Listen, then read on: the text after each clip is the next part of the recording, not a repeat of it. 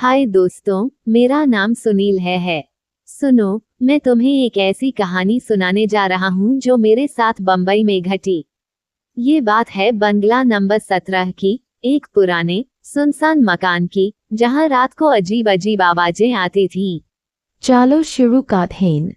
बंगला number 17 कहानी। विक्रम, सुनील और John, 3 बचपन के दोस्त, नौकरी की तलाश में बम्बई आए थे। किराए पर सस्ता मकान ढूंढते हुए उन्हें एक पुराना सुनसान बंगला मिला, बंगला नंबर 17। बाहर से यह बंगला जर्जर था, दीवारों पर पपड़ी उखड़ी हुई थी और बगीचे में जंगली झाड़ियां उगी थीं। मकान मालिक ने कम किराया बताया, लेकिन चेतावनी दी कि आसपास के लोग इसे शापित मानते हैं। तीनों ने इसे अंधविश्वास समझकर हंस दिया और बंगले में रहने का फैसला किया।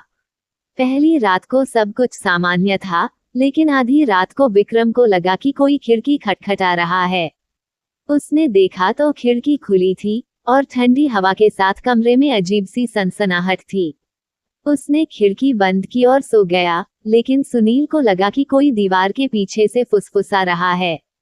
सुनील ने इसे हवा का शोर समझकर नजरअंदाज कर दिया। दूसरी रात और डरावनी थी। जॉन रात को पानी पीने किचन गया तो उसने देखा कि पुरानी लकड़ी की सीढ़ियों पर कोई धीरे धीरे चल रहा है। उसने टॉर्च जलाकर देखा, लेकिन वहां कोई नहीं था। उसी रात विक्रम ने अपनी किताबों को मेज पर बिखरा हुआ पाया और एक किताब खुली थी जिसमें किसी ने लाल स्याही से जाओ लिखा था। तीनों ने इसे मजाक समझा, लेकिन मन में डर बैठ गया।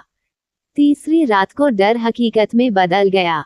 आधी रात को बिजली चली गई और बंगले में घुप अंधेरा छा गया।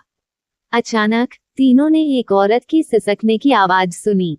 सुनील ने मोमबत्ती जलाई तो देखा कि कमरे की दीवार पर एक लंबी धुंधली छाया थी, एक औरत की, जिसके बाल बिखरे थे और साड़ी फटी हुई थी। वह सीढ़ियों की ओर इशारा कर रही थी। डर के मारे जॉन ने मोबाइल की टॉर्च जलाई, लेकिन छाया गायब हो गई। तभी सीढ़ियों से किसी के भारी कदमों की आवाज आई और एक ठंडी हवा ने मोमबत्ती बुझा दी।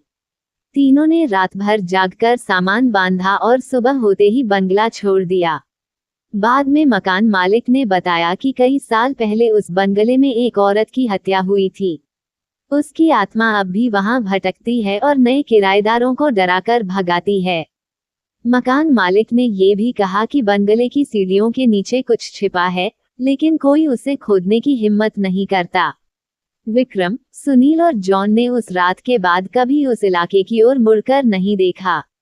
नोट: ये कहानी अब थोड़ी लंबी और डरावनी है, लेकिन फिर भी 2-3 मिनट में पढ़ने योग्य है। अगर और डिटेल्स चाहिए, जैसे कि बंगले का बैकग्राउंड या किरदारों का रिएक्शन, तो बताएं।